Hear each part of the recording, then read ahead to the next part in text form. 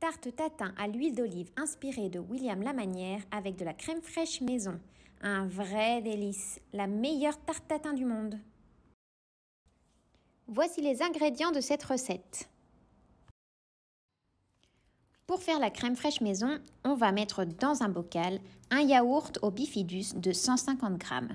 C'est tout simple, on le verse dans le bocal. Ensuite, on va ajouter 400 ml de crème fraîche liquide entière. On remue bien avec notre cuillère jusqu'à ce que ça épaississe. Ça épaissit presque instantanément, vous verrez.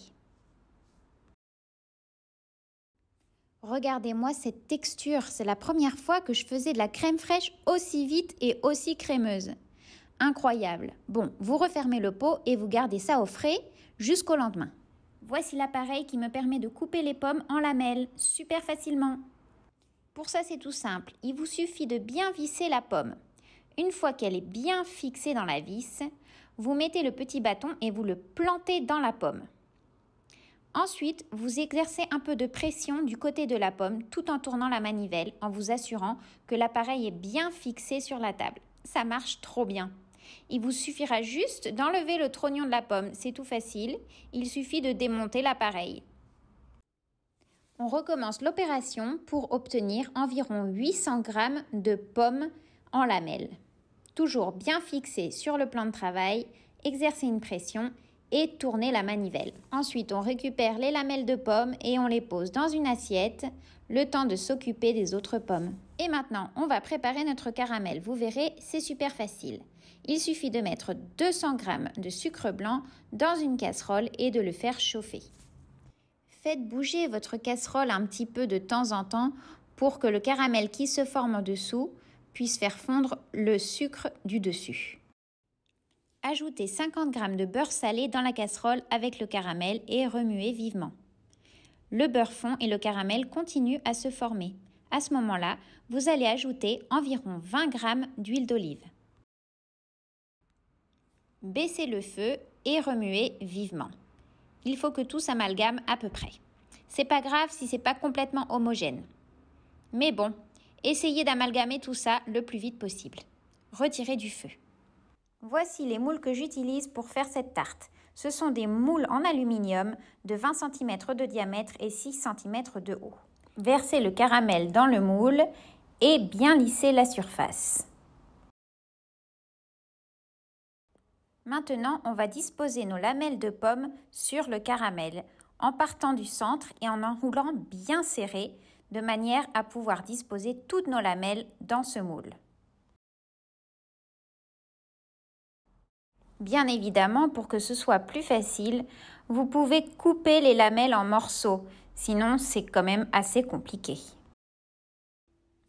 Relaxez-vous, faites un peu de méditation et placez-moi ces lamelles dans votre moule. Vous verrez, ça fait du bien.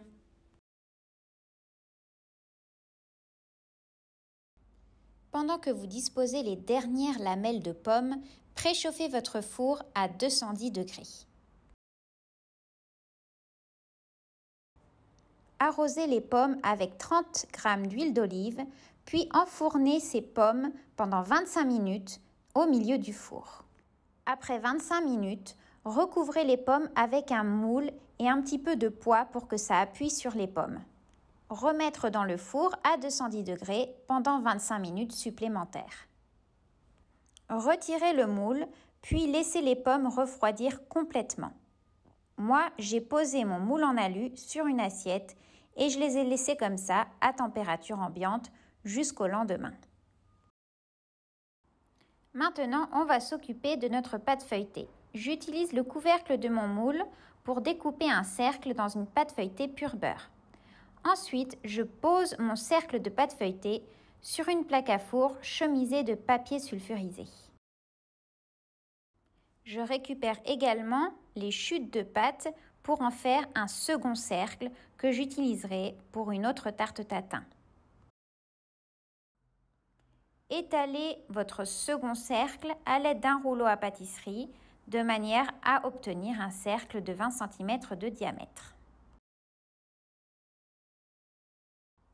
Comme j'aime bien ne rien perdre et ne rien jeter, je récupère les petites chutes de pâte et je les recolle pour obtenir un cercle bien net.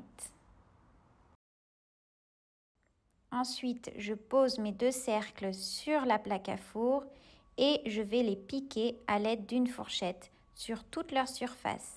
Enfourner à 170 degrés pendant environ 25 minutes ou 30 minutes. Il faut bien surveiller la cuisson. Les dernières 5 minutes, mettez vos pâtes plus proches du grill pour qu'elles colorent bien.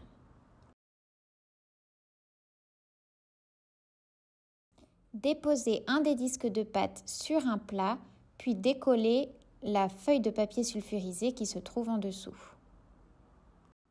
Prenez ce disque et posez-le sur les pommes. À l'aide de votre plat et de l'assiette sous le moule, retournez la tarte tatin dans votre plat de présentation. Regardez-moi cette merveille! C'est parti pour la découpe. Utilisez un couteau bien aiguisé, c'est quand même plus pratique pour couper toutes ces pommes. Je ne vous raconte même pas l'extase quand j'ai découvert la réalité de cette tarte tatin si sublime. Franchement, j'étais vraiment super contente. Et comme vous l'avez vu, j'ai même pas retiré la peau des pommes. C'est incroyable, le fondant de ces pommes grâce à ce caramel à l'huile d'olive. Vous serez vraiment impressionnés et vos invités aussi. Et en plus, le goût avec cette petite pâte feuilletée super croustillante juste en dessous. Bon, maintenant, il est temps d'ajouter votre crème fraîche maison qui, comme vous le voyez, est super crémeuse. Rien à dire, le fait qu'elle soit pas sucrée, ça équilibre parfaitement cette tarte. Hop, vous déposez une grosse cuillère sur votre part de tarte tatin. Alors, vous en dites quoi? Moi, j'espère que vous allez réaliser la recette. Bon appétit! Retrouvez la recette aussi sur mon blog Tartelemi et sur ma chaîne YouTube.